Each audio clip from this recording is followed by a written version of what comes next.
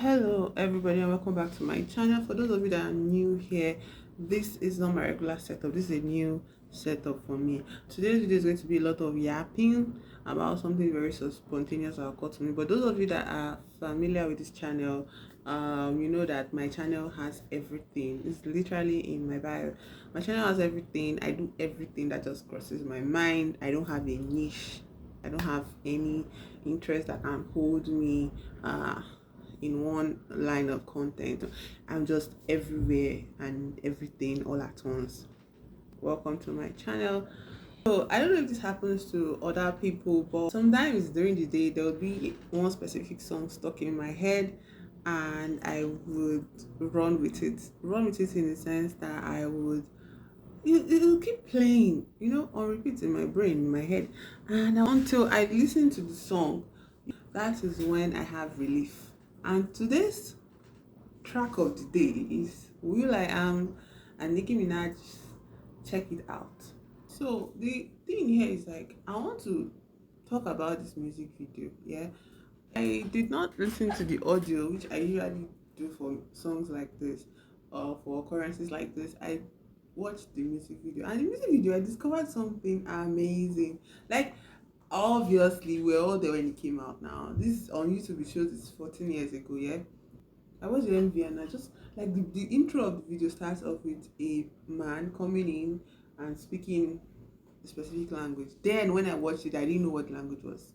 Like the language was Korean language, and it's amazing to me because look at how, from not knowing any single thing about South Korea or Korea in general 14 years ago, or how many years ago it came out, to this full circle moment where I am invested in all things Korean. I'm like, Korea is my major interest. Do you get? So it's like, wow, wow. And of course I enjoyed the music because I loved, at that point, I wanted to be Nicki Minaj, and I loved Will I Am because of Black Eyed Peas. But Nicki Minaj, I wanted to be her. I wanted to be like, I was not. Funny thing about my Nicki Minaj phase was that my Nicki Minaj phase would happen in also an arc of my life. I like calling these things arcs now. There's an arc of my life where I was a very repressed, socially awkward, socially stunted teenager. I was also very religious and bigoted. I was a fanatic as well. I had so many regressive views and all of that. But in the secret, this would be like a reaction to Will I Am and Nicki Minaj's Check It Out MV. Okay, it's a reaction because I want to now process the Korean presence, the Korean flavor of the MV, to process Nicki Minaj's style, Will.i.am style, the style of the MV, and how much I like. This is kind of like a retrospective dive into this music video, which, if I was very like, if YouTube was a thing then, and YouTube was a thing then, of course it was a thing then, but like if I was into YouTube then I should have, reacted to it or something like that. But no worries, no miss, no dice. I am just going to do the reaction now. So considering now that I can read Hangul and I understand most of everything that most of the script that was being like played out in the video. So I just want to go back. I just want to talk about it because it was stuck in my head and I feel like it's so spontaneous, but I want to do it regardless. So I'm also going to make references to how I used to feel about music like this, worldly secular music like this at the time, and now how I feel about it now. Like changes that have happened. I'm going through changes, whatever. Okay, so I have it on my screen. I have the MD plugged up on my screen. So I'm just going to play it, and I think I will be pausing a lot, but let's watch it. Play. 처음입니다. 이제 미국에서 온 친구들 will.i.am 하고 nicki minaj 오셨어요. Okay, so the MV starts with this guy coming. I don't recognize him. I thought it would be an idol, but it's not an idol. He just comes in and he's like, and you want to say, oh, you're a bundle, and it's like, hello everybody, and he introduces Will.i.am and Nicki Minaj coming on stage to perform, and there's this audience of people in big ass frames. I don't know, maybe it's a sponsored, it's part of a sponsorship, whatever. Let's start. Check it out! Guy, I miss Nicki Minaj of 2000, like 2010s, I guess. Yeah, I miss her. Guy, the expressions. Oh my god. I would look in the mirror and I'll try to repeat these expressions, but like I could not. I felt so awkward. Oh my god. Okay, and again she has on this Barney and Friends now. That green dinosaur that is with him. All of them are dinosaurs, but the green one that is a baby that has a blanket and all of that. Like she's wearing that, like the headpiece she has on, he is in the style of that dinosaur, and it's the cutest thing ever. Like that is a reference to her.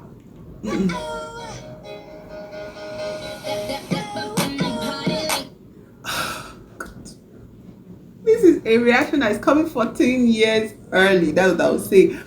The makeup, the bang, the colors, every before I fell fully into the fanaticism of religion and religious bias and all of that thing about secular guy, every hair I wanted to do, I'd go up like, can you give me bangs? Can you give me bangs? And they would fail woefully because they, I don't know, like bangs was not popular then. It was mostly center pattern and this ugly hairstyle where you finish making your hair and then you now put your actual hair, your natural hair on top of it. I hated that style with passion. I'm like, I don't want this. Give me bangs, please give me bangs. But they could not. And it just, and the one time somebody would try to give me bangs, it sucked. It felt, it was too heavy. It was bad.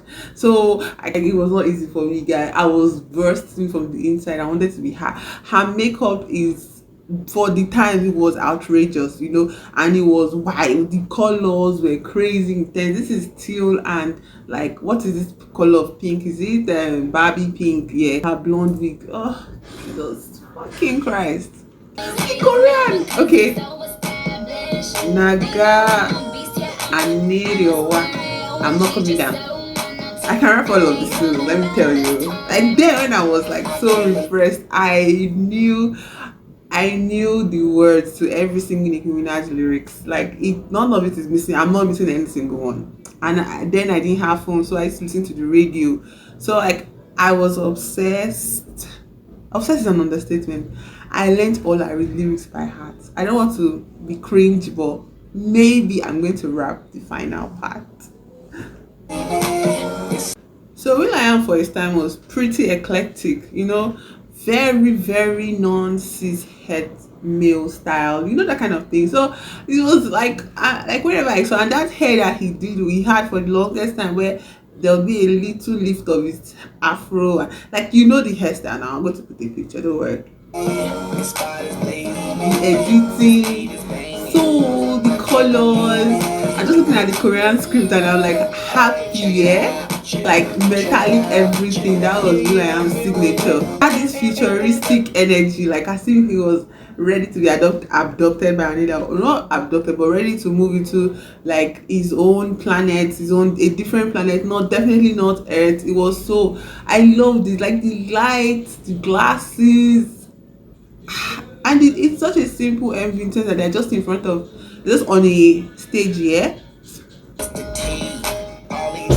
Something that just occurred to me now, I don't want to do anybody's sexuality or gender, whatever, more than sexuality, more of like expressions of gender and all that. I feel like Will I Am back then was giving me serious non-conforming gender, identity. So I, making reference to Will I Am, I have to address something that was very important to me. Now, Will I Am back then, I felt so comfortable watching him. Now I can elucidate why, I can articulate why. I feel it's because Will I Am presented in all of his MVs in this non-conforming, and I don't want to assume of anybody's gender, or gender identity, but like he was so different. Like he was more or less an alien, and my channel's name is what Alien, and it took me a very long road to get to this point where I can identify as an alien, you get. But like back then when I was like going through the repression, the religious subjugation that I put myself under, all of the bigotry and the absence of an identity, more or less, and a rejection of the identity that I was given, you get, all of that Like I was rejecting being a girl, but I didn't know what other options were available for me. Being a girl, being a woman, being feminine was just something that did not sit well on my body. It was like an ill-fitting uniform, and every day of my life back then, it was always filled with this persistent pressure to perform femininity. If it was performing household chores, I was like, is this making me feminine enough? Going to the market is making me feminine enough. Even though while all of those activities, I was trying to perform those activities, I was still going through the stress of having this fear of the outside. I was so introverted, socially awkward, like going outside was like a big deal. My parents were like so worried about me because I was so scared to step out of the house, but I still forced myself to step out of the house, with no solution available, because I was like, I still have to perform femininity. I still have to go to the salon to make my hair. I still have to wear dresses. Even though when I wore skirt, I wore my school uniform, all of it, I constantly felt like I was cosplaying femininity. You get, but I didn't know what other option was available for me. I was like, I was cosplaying being a girl. So I felt so fake. I didn't have much friends. The friends I had literally became my friends, and they were just so awesome, and our femininity was not formed on grounds of like connection with girly things, which no hate and no shame, no resentment to people that have formed life-changing, or lifelong friendships out of that. Like that was what I wanted. I wanted to make friends based off of femininity, just to prove to myself that I was a girl. You get, so like back to will.i.am and Nicki Minaj. Nicki Minaj was special. She was not, even for amongst like female entertainers, female musicians, then she was a wild card. Okay, she was different, she was weird, she had all these wigs and she had these expressions on her face. She was obviously pretty, she's still a pretty woman, but like back then she would make these faces with her, like she just make these weird faces, this expression and things that were coming out of her mouth were so very unladylike. You get, it was just, and she was a rapper too, saying all of this nasty thing. Like it was just wild for my brain back then, and it just felt like, wow, this is a way of being a woman.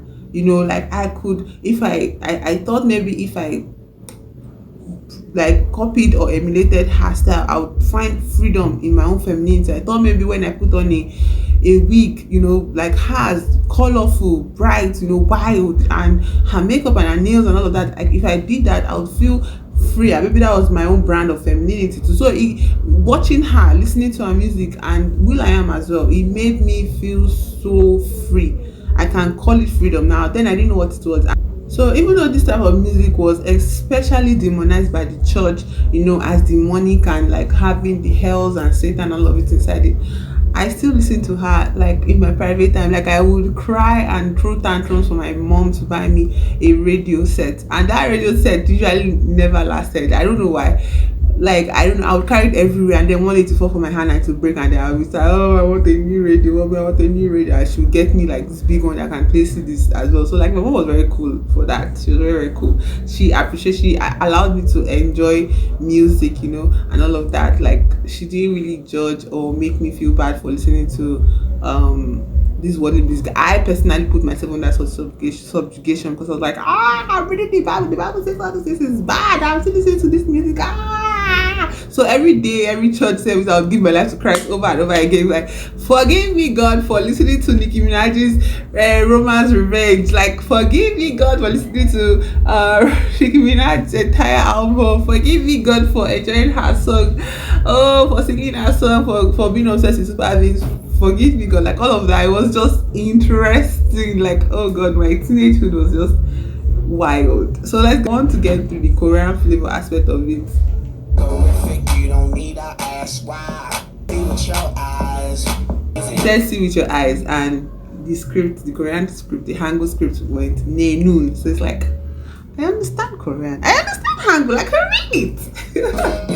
So this particular pink thing she was wearing, like, is wild. Like, God, she obviously cannot dance, yeah. But I like the way she moved on camera. She was so comfortable, so comfy. Check this motherfucker out. This is my favorite rock. I'm going to write that down in my channel. Oh no! It's done. Yep, it's done. Came out of still up in London. Man, can you believe London? That's what I'm going to interest. And the rest just collect interest. And interest. Of my nemesis. Exclamation. Just for emphasis. I'm a super dance. You're a super bitch. I'm a super bitch. I'm a super bitch. We just had a killing, harder than the skill. Oh, skinny jeans, like skinny jeans. I would never ever join trend of skinny jeans. If you like, let us make a comeback, brothers and sisters and non-binary fellows. I am never ever getting on skinny jean train. There's a threatening vibe in the air of people trying to make skinny jeans a thing. You guys, you have failed already. Your time has come and passed. Will.i.am was in skinny pants. I don't know their jeans, but their pants, and they were tucked into the shoes. They're like, "Hi!" Oh god, that style was it said to me. I didn't like it at all.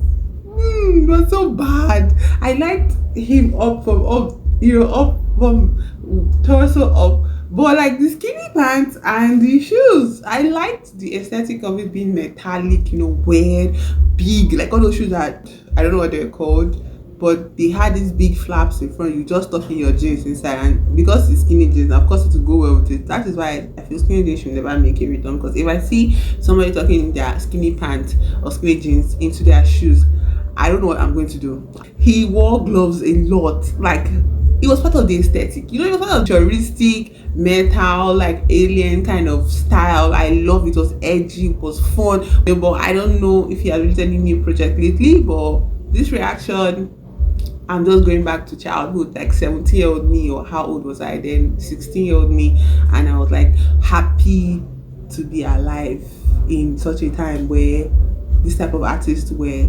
expressing themselves. Like, I don't know if I've said it on the channel before, but I've always wanted to be an artist, a musician, a dancer. I want to be everything, but like because of my pipeline of religion and bigotry and fanaticism and all of that, I felt like God would send me to hell for dancing worldly music. God sent me to hell for wanting to sing Nicki Minaj's song. So yeah, I dropped the dream of being an artist and decided to try to be a doctor, which I eventually dropped. Of course, I woke up, lucky me. I woke up and I was like, you know what? But then I'd already spent so much time. So now I don't know. It's kind of like I'm trying to reclaim that part of myself back. Trying to unlearn, or not unlearn, but mostly let go of the fear. As a younger person, you'd have all this. The growth, as a younger person is more, I don't know, permissive than when you get to this point in your life. I don't know, maybe some people argue with me that I'm wrong, but like, to me personally, it feels as if that freedom of chalking it up to being young and, foolish, and trying new things, like it's as if I did not give myself a chance to be that as a teenager all through my 20s and all of that. So now that I'm in this point of my life, it's like mostly letting go of the fear. Everything about my life right now is just not being scared, not being ashamed of myself, not being being free to be cringe to get. So I don't know, maybe I'll continue this retrospective reaction, but let's finish the music video first. Need a groove, a look, tone, shit, color, get up, chihuahua, I'm a rock, walla. And they wrote Rottweiler in Korean. The blonde wig, the black wig, everything, and the name of store, Hambon Heba. Okay, Hambon Heba. Check it out, Hambon Heba.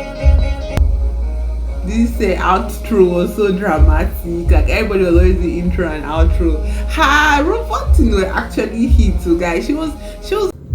The outro was so cool. Like everything about it is so cool. This was just fun to watch, fun to relive the memories. And now I don't have some nail of death and hell hanging over my head, preventing my enjoyment of it.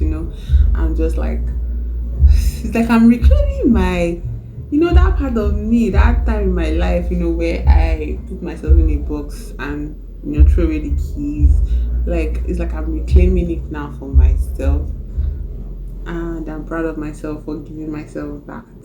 So, I'm so happy. If you enjoyed this reaction, this retrospective reaction, leave a comment, tell me other music videos of the time that you didn't get a chance to enjoy, and now you really enjoy it, because you don't have some social repression problem hanging over your life completely and coloring your enjoyment of life in general and the arts. So tell me something special in the comments, and thank you for watching my video to this point. If you are new here, the next video might not be something like this. It could be something totally different and random, and that's just me. I just enjoyed everything. Like now it's just the time for me to just enjoy everything and explore everything. So since my channel is like a blank canvas, I want to do that freely with my channel without the pressure of aligning to a certain code of creation. So this was a mouthful. Thank you for watching my video. Subscribe, like, leave comments, and to my fellow E.Ts, I will see you in the next one.